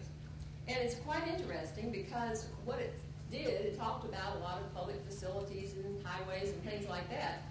And it says that the public projects, while they talk about the economic ripple effect, they're not considering, and I'm not sure if I can say this correctly, that that same person, traveler, visitor would likely have spent that money anyway. In other words, if they were going to come to Myrtle Beach, they're going to spend that money anyway. Now, if they hop on a road that gets them there faster, well, they may not stop along the way, as a matter of fact, you know, and shop at some of the little places, but they're still going to come to Myrtle Beach. They're still going to stay in the hotels. They're still going to spend money. And so that the economic ripple effects, directing or attributing all of it to that one project is in fact incorrect according to these economists. So another question I've had. If there were more distribution centers that might come if we build I-73, why do we not have those same centers on the hundreds of miles of interstate that we already have in our state? It's just a question, you know, it begs the question. In other words, we have the fourth largest highway network in the nation. We've got lots of roads that connect our towns and cities all over the place. And of course, we need to maintain those roads and bridges, but we've got lots of places where distribution centers can come. And I don't see that just building an interstate is going to guarantee us manufacturing, industry, and all of that. In fact, I would prefer that we open our doors in the state of South Carolina to businesses worldwide and say, come on down, tell us what you want. And when you say you're going to sign on the dotted line, Our legislators will dadgum well jump on it. I know they will, because they just did. Okay, but I guess I'm saying I want the kind of economic benefits that are hard intent, that are real. They're not just hoping that by 2030 we'll have this, maybe we'll have this. Ifs, ands, and maybes just don't work. It just doesn't. I do believe in a more reasonable alternative, Highway 38501. At the time the federal environmental impact statement was done, it started in 2002. I think it was finished around 2008, Mr. Metz, I think. At that time, it was a snapshot in time. But during that period, I-74 in North Carolina from Rockingham down to 95 was completed. It's just 20 miles up the street from where we're talking about bringing I-73 in. It's really hard to imagine that we need both of those roads. I don't think we even need the northern corridor. Now, don't misunderstand me. We need to do some great connections into 74 for our friends up in Chesterfield and Marlboro and those counties. But why do you need two interstates this far apart? That's a lot of taxpayers' money. On the southern end, on 38501, Highway 38 wasn't widened at that time. It is now. It's all four-lane divided. All we need is to put some interchanges in there, and yes, there are access points already, I know, but it's a lot less. So, all right. I think I made some points that I hope we will all keep asking, and we'll ask our legislators, and we'll ask everyone that wants to spend our taxpayer money. Thank you, sir. I got one quick question. Yes, When you represent District 5, where do you live? I live in Rockdale. And know something, everybody's got a right to their opinion. But nobody knows this region better than the people who live in this region. That's number one. But number two, let me share with you. I know that you've not supported I-73. Yeah. We know that. You're on record against it. And that's a fine thing, and others have been for it. But I can tell you now that a lot of respected, not just political leaders, community leaders, pastors, different groups, they like the idea of potential I-73 because we have such high double-digit unemployment. It is amazing that we have been left out in this region of the state. And I'm also will tell you this.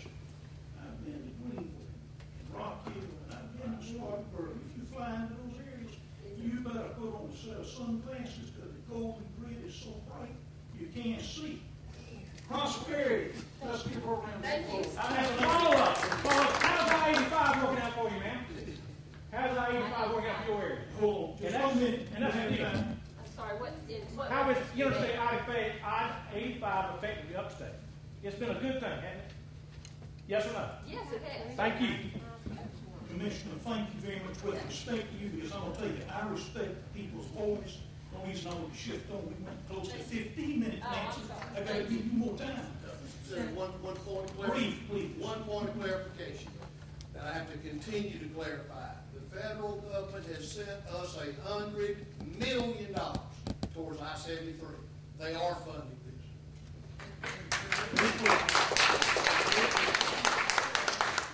this. In view of time, I'm going to commit to answering these questions in writing, and we'll put it on the NISA site. Let's do that. We need to put them in writing. Just 1 minute, man. Let me kind of get back to the course thing. Thank you very much. Appreciate that. Bill Pickle, thank you so much for you taking the time to come today. I'm going to break rank if you give us 2 or 3 minutes of opinion, please, sir. Mr. Light, Just take me long and walk up there. Sir?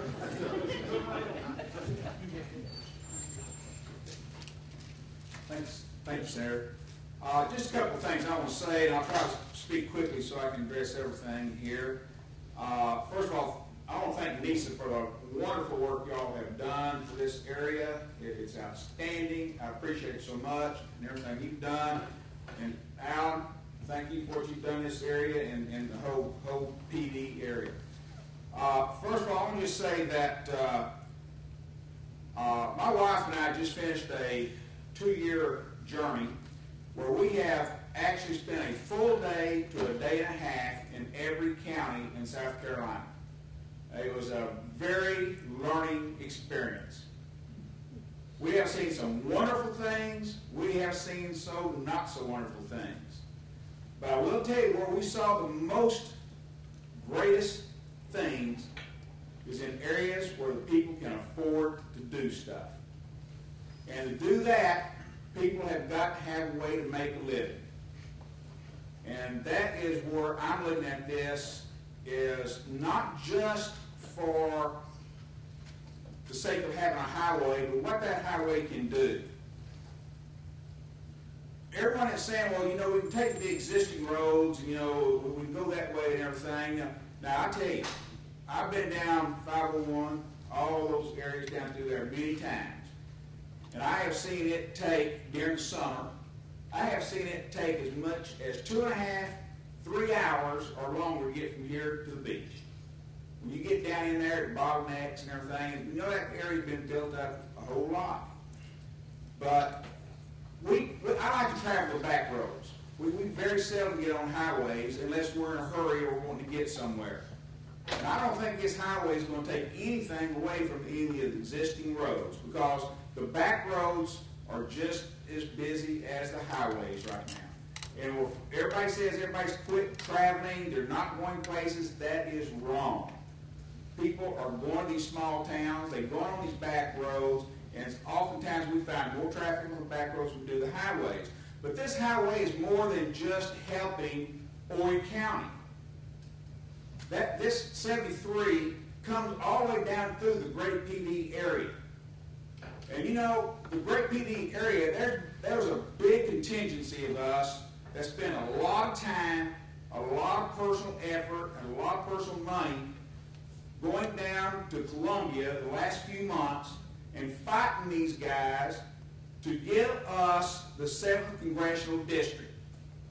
And for the first time in many, many years, the Great PD is joined together as a congressional district so we can do what's best for our district. We have our own representatives possibly coming. All we got to do is get through the judicial hearings, and it's going to be us. It's going to be real. Now, there'll probably be some tweaking, but once we get that, we are set. We are set to do great things, and I don't want us to lose sight that I-73 is the next big thing for this area. There's people, you know, they were talking about 16.5% unemployment earlier. Yes, there's areas in this region that have 16% unemployment. There's also areas that have 20, 22, 23%, which means 1 out of every 4 or 5 people do not have a job. Will industry, will distribution centers and things like that follow the highway immediately? Probably not. Probably not. It may take years for them to get there. But I will tell you one thing, they won't come at all if there's nowhere to build, if they don't have access. And I, for one, I don't live in no New York City. I'm from Dallas originally. I much prefer Florence. But you still have to survive. If you want our children to stay in this area and live in this area, they have to have places to work.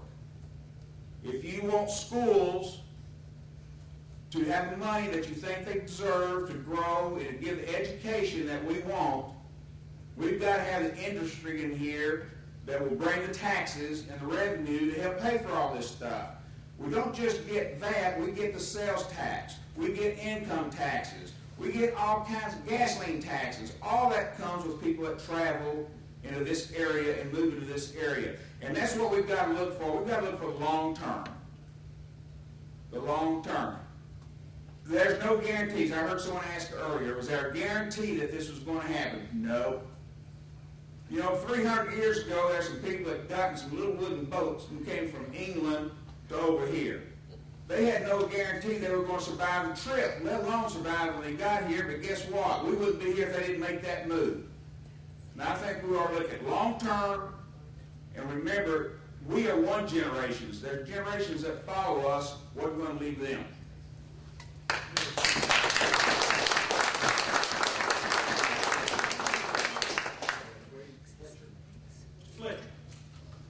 We just want to make sure we get this list, and we'll open it up to questions. Those that sign, those should be afforded an opportunity. Come right on up, sir. Mr. Fletcher. Yes, sir. Appreciate the opportunity to be able to address you folks today. I guess my reason for being here is to try to seek to understand. I read all I can find about I-73 and basically trying to understand it. And where I'm coming from is I've been trying to understand why we're choosing to put the interchange in the 6 miles of I-73 from 95 down to 501 as the top priority.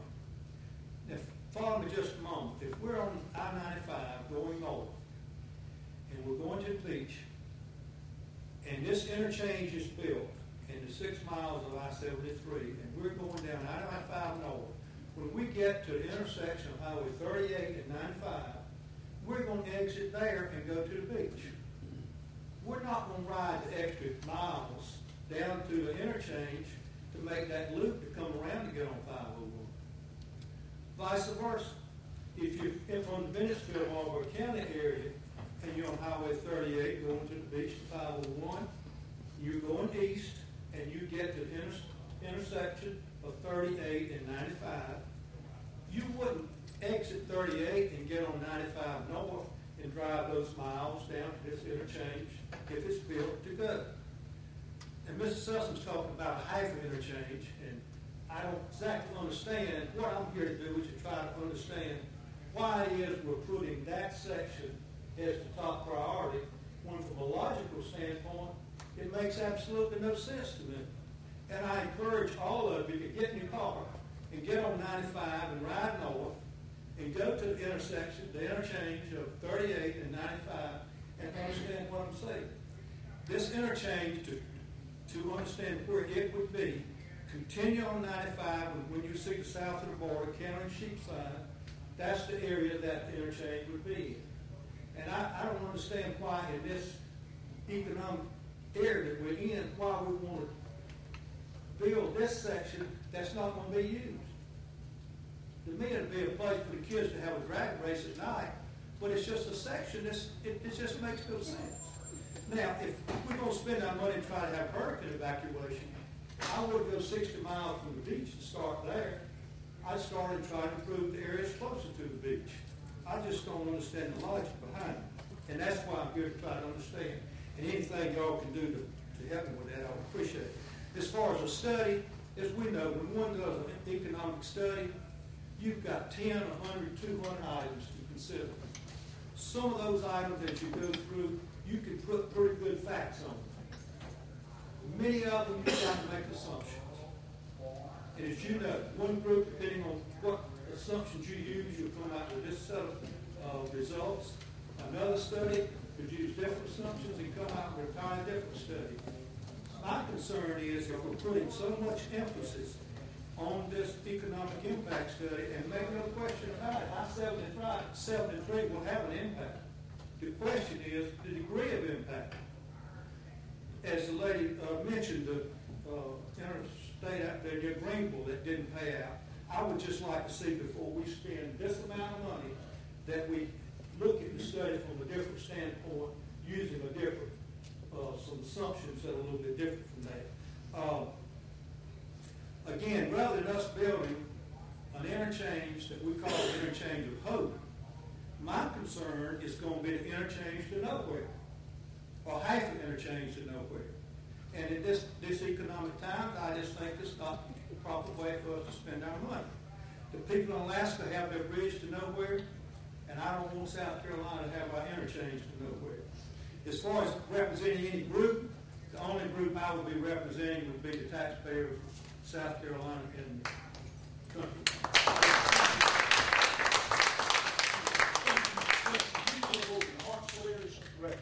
Who's your guest here with us today? That's my wife. Thank you so much. Let's give her a round of applause. He's asked a straight question. Who's going to respond to the question? Mitchell, can you do it? Again, the reason there's a half an interchange there at 95, it really boils down to funding. And trying to get the piece underway. The commission designated back in 2009 to focus the earmarks that have been received on the section between I-95 and 501. So to build a piece of it north, it has to have logical connectivity. We'd have to go up to 34. That's 10 miles. With the money we have, it just isn't enough money there. We realize by the way we've done the studies and are getting the permit, we study the whole route and we're permitting the entire route. But with such a substantial price tag, the project must be built in phases. And that's, this is the first phase, is the short answer. How long is the area, interchange pool? How long is it going to be? From 95 over to 501 is approximately 6 miles. Okay. Who's next speaker? Alan Clemens. Representative Clemens, brief, Well, please. you've heard from me once. I just, one brief moment. Brief, please. If you come up so everybody can see. Please. This isn't a prop.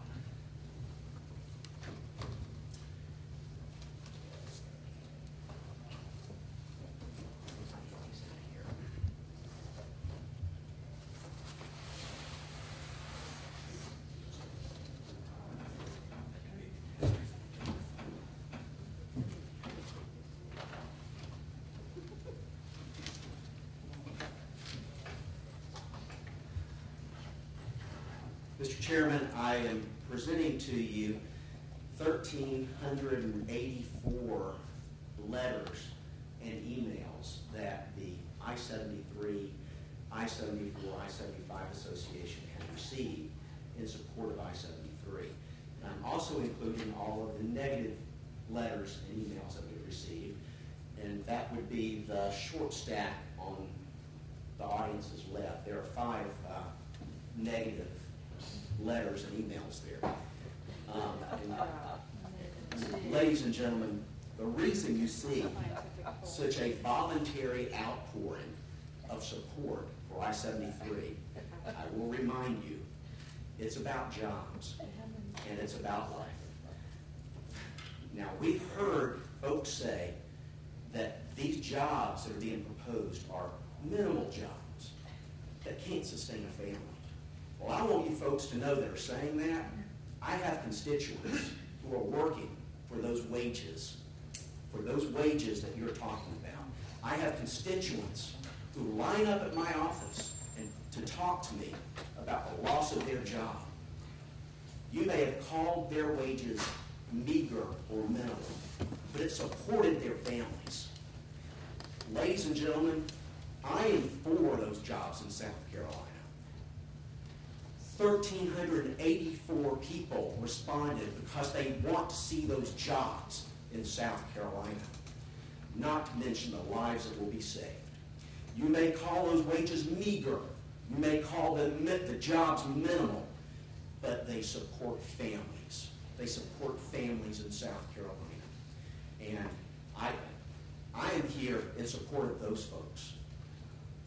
Let's take action to diminish this 16% unemployment that you see in Marlboro and Dillon and Marion counties. And let's take that action now while we have the opportunity.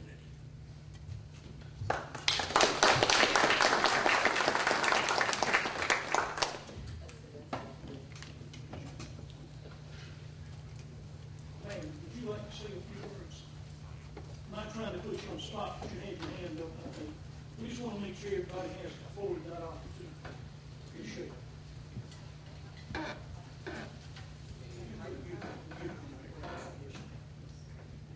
I had a question about the $105 million in federal dollars that had been appropriated. Would that be eligible to use for upgrades of existing roadways and intersections rather than building the new portions? Absolutely not. My other comment, I just want to read for an article quoting the SCDOT secretary. He says that he told state senators that they have either 2 options. Either come up with more money for the agency or do fewer road building, road widening, repaving, and repair projects. We have a backlog of maintenance for secondary roads in the state and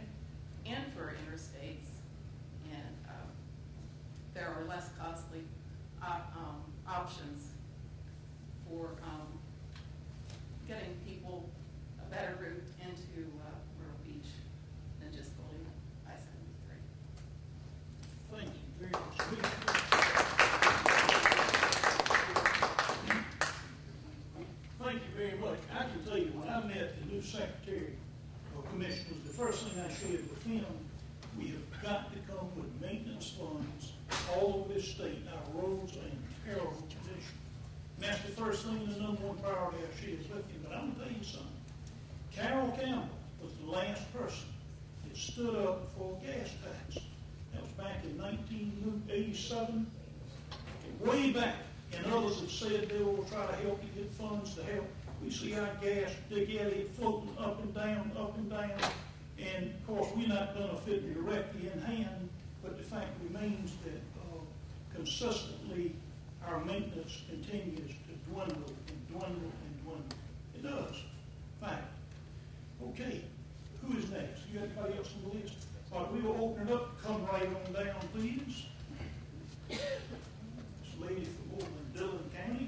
You go right up, Ellen. Good to see you.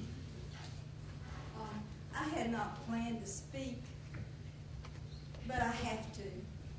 I have no statistics, no report. I speak strictly from the heart. When you mentioned the Wilbur Smith study, Wilbur Smith is deceased. His nephew, Stephen Smith, runs Wilbur Smith. In my opinion, they are a group of men with integrity. And I do not want this group to leave thinking negative things about that company. I don't know the inner workings of it, but I know the deceased Wilbur Smith, and I know Stephen Smith, the present CEO. They have been sold. I just don't remember who it was that bought them out. But if you know who bought them out, you can tell them that Linda Hayes from Oak Grove thinks a lot of Wilbur Smith. They're good, old, strong Presbyterian folks. The second thing I have to say is, Todd, we know how Dillon feels about I-73. And Mr. Arnett, thank you for coming because he provides us water throughout the county. But in 2004, I hand-delivered a resolution from Dillon County Council to Congressman Henry Brown in support of I-73. The resolution that you talked about joining Marion County, Dillon County, and Marlboro County, is that the resolution you were referring to? It's my understanding, I was not at that county council meeting, but the reason that county council did not vote for it was supposedly the terminology. The carta of shame was mentioned. That upset a couple of county councilmen. They went back, and I don't know what happened after that. If the county council finally passed that resolution or it died on the vine, I simply do not know. But you have to understand, to those of you that are here, Dillon County is very, very political. The only thing that's not political in Dillon County is the weather, all right? And you mentioned, and this gave me the inspiration to say this, the people on the ground closest to the situation know it. And this interchange of hope is behind my back where I live in Oak Grove, South Carolina. I-95 cut our farm kind of in half. Then 38 is, you know, the road I've known all my life. You can't cross the road with a load of tobacco because the beachers are going to the beach. But you did widen it and it made it a little better. But to those folks who think that Dillon County does not support 73, you need to understand that everything in Dillon County is political. The town of Dillon does not want 73. They did not get what they wanted. I did not get what I wanted, because I wanted access at 917 coming into Ladder rather than having to redo all those crazy pipes and all that la-di-da infrastructure stuff that's so expensive, but I didn't get it. But if you look back at what I would like for you to see in your brain and in your heart is this simple thing. My little community had nothing but dirt roads. 95 came through. People from Atlanta come to my little community to get a McDonald's, hamburger, cheeseburger. We've got a Wendy's. We've got a Subway. We have a motel with a swimming pool enclosed. We've got it all. Oak Grove has it all because of one thing, and that's I-95. If we get I-73, we're going to be on the map big time.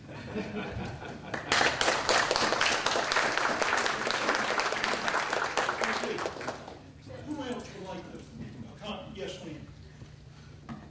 There are 3 comments that were made as a result of my comments, and I would like to respond to those. Very brief, then, 'cause I got other folks we got to make sure they Sir. can speak. Representative Hart, Hartman. yes, ma'am. My question was, how's that I-85 working out for you? Absolutely. And Good. what I'd like to compare that to is that I-85 is one of 10 what are called mega corridors in 10 mega regions in the United States. It has national significance because it connects regions, states. Now, I know you can say 73 When doesn't I-85 was proposed, ma'am, No, how was it going? I'm saying to you, it is a corridor of national significance in the federal designation. How was life before it was there? Pardon? How was the economic? I don't know. I believe BMW came in. Before 85 came by. Well, 85 was built, what, the late 50s? Exactly. Right. I rest my case. Along with the Thank you. Eisenhower interstate system. Along with that. So all I want to say was that I-85 is a corridor connecting major metropolitan areas in the United States. The $105 million is the commission that was part of the $244 million bond proposal voted on by the commission. It was for 5 projects. $105 million was for the interchange. That $105 million in all of those projects could have gone to repair bridges or roads. It could have. We have the power to do that. And so, the choice was made by the commission. All right? And I voted no. Wilbur Smith, ma'am, I apologize profusely if I sounded as if I was being critical of Wilbur Smith. My point was to demonstrate that even a large, reputable, national, international firm like Wilbur Smith, who makes economic projections all the time, can be wrong. Thank you. Thank you, Commissioner. Let me say one thing, too, so we can get, of course, State Representative Ronnie Crowe is delighted that you're here with us.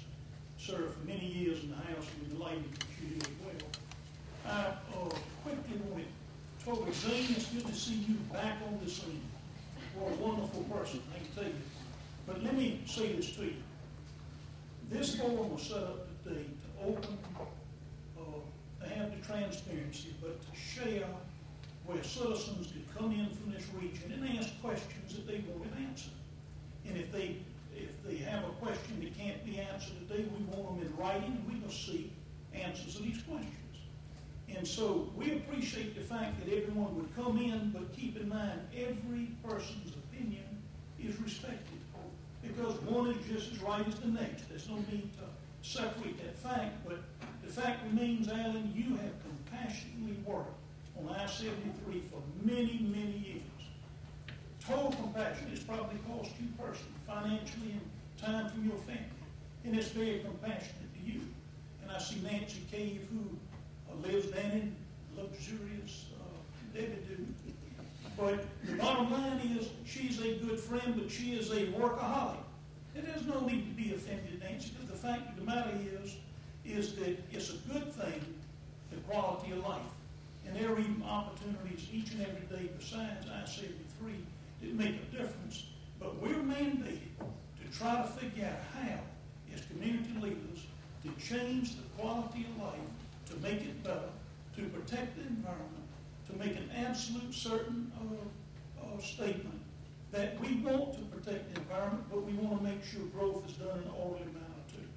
And so I share with you that I'm delighted with what's happening today. I didn't like Representative and Commissioner moments ago. But that's all right. Everybody gets a little emotional, but love and compassion is always the theme of the day. But I am going to share with you, and I'm saying this for a reason. No one should be offended at any statement made in this room They've said it from the heart, they wanted to share it, and they should be respected whether they're for I-73 or whether they're against it. And I appreciate that fact. Send word to the United States Senator beyond I-73. We deeply appreciate all that Lindsey Green is doing for this state. Also send word to the United States to Mint. He helped us get that first $85 million originally. He and Lindsey Green both did. Jim Clyburn did, and I can tell you Henry Brown. And we appreciated the fact because they know this region of the state has been left out forever and ever. Does that mean we come in and destroy the environment? No, sir, I'm not going to be part of that. And I can also tell you in conclusion that the Walkmore Wildlife Refuge that I chaired, people were for it, people were against it. But when we finished with those hearings, we endorsed it because we felt like it was the right thing to do for this state. It protected a lot of area, a lot of water and green space that we'll enjoy and our grandchildren and grandchildren will enjoy for many years to come. But I say to each person, I appreciate you coming today. If there's not any other comments, we will adjourn. Yes, sir. One question I raised that why we chose to build that interchange now, and Mr. Metz commented, that we didn't want to build the entire interchange because nothing was going to take place further north. I would like the commission for somebody to understand. The only thing I've heard is we put it there so Washington would see a big flow. Is there reasons other than that we're choosing to build this interchange to nowhere? An interchange with you is not an interchange to nowhere. I'm going to tell you, I'm an adamant person. If I'm for something, I'm for it. If I'm not, I'm not. But I can tell you now, to waste money, I'm not going to do it. If it's the wrong thing to do, I'm not going to do it. And I can tell you absolutely, if I thought it was going to hurt the state, I would not support it. But I can tell you this much. There's no way you'll get $2.4 billion to build from A to C. It's not going to happen. And what the decision was, is starting at 95 going into Highway 22 originally. If we originally go back, what they were talking about doing is coming into South Carolina and going through Georgetown County and going down into Mount Pleasant and going across the bridge of which Charleston hoped moved that the $650, $700 million bridge would be included in the I-73 package. I'll tell you something, sitting in this room in private. Governor Carroll Campbell offered me the I-73 option 24 years ago.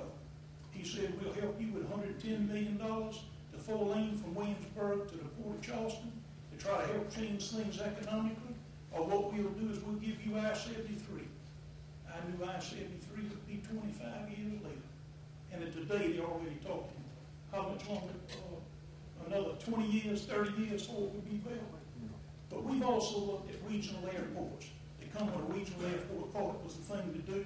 We've spent a lot of time, a lot of energy, and a lot of money, and concluded that Florence is well served. But down at Owe County, the Myrtle Beach Airport investment that was made down there made a mega difference. A lot of people were for it, a lot more against it. But I can tell you one thing. Decisions have to be made, but they have to be made by fiscal conservatives. And I can tell you, most of these people involved in this project, they're not going to agree to spend money unless it's going to have a return on the money. I can tell you that. And let me show you this. All the big press is gone, so we're not concerned about, because most of the statements were made earlier in the meetings and interviews taken in the hall. But I'm telling you, up and down, good Lord controls it. Good Lord's will be done, and I can tell you, I believe that with all my heart. If it's built, it's built. You know, they all talking about a southern connector.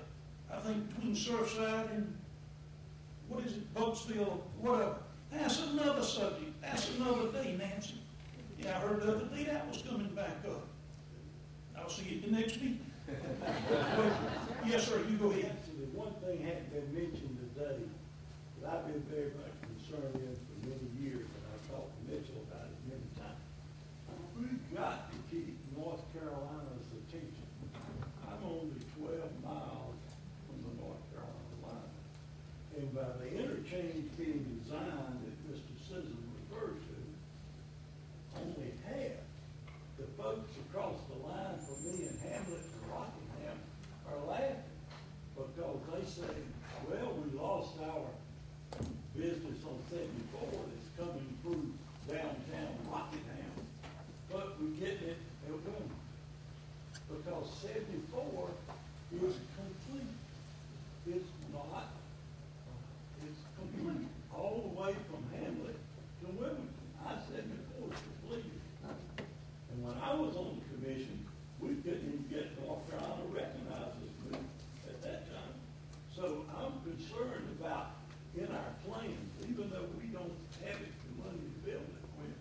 showing an interchange that only has one side, isn't that right? So I'm thinking we sending a bad message to North Carolina. Yes, sir, it's good to see you. This is the first man I talked to today, the man that owns the 80-acre farm. Well, I also got one statement also. If anybody has ever been caught in a hurricane, trying to get away from it, with a wife and three screaming kids, from Key West up there and stuck in traffic and not moved. St. Augustine, Florida, we had 5 feet of water in a hurricane. We couldn't get out of there because of Interstate 10 was blocked.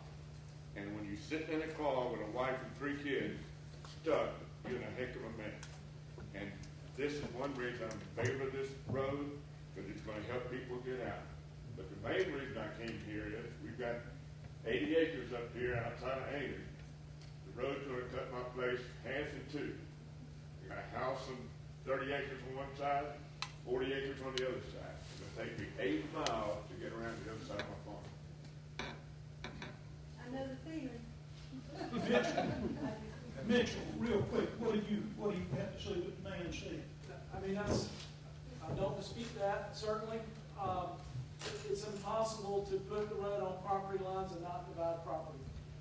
I'll say this, just the single largest driving factor in the alignment of the road was the minimization of environmental impact. Without a doubt. They tried to minimize the wetland impacts and the relocations, and to try to follow property lines, which is one thing we heard. It's just impossible to do that without driving up those impacts at the end of the day. Why can't EPA work with the local governments and things of this nature to get jobs? I'm involved in a gold mine in Kershaw County. We need 800 men working there. We cannot get a permit from EPA to start that gold mine. And the gold is there, and we want to get it out of the ground. You need partners?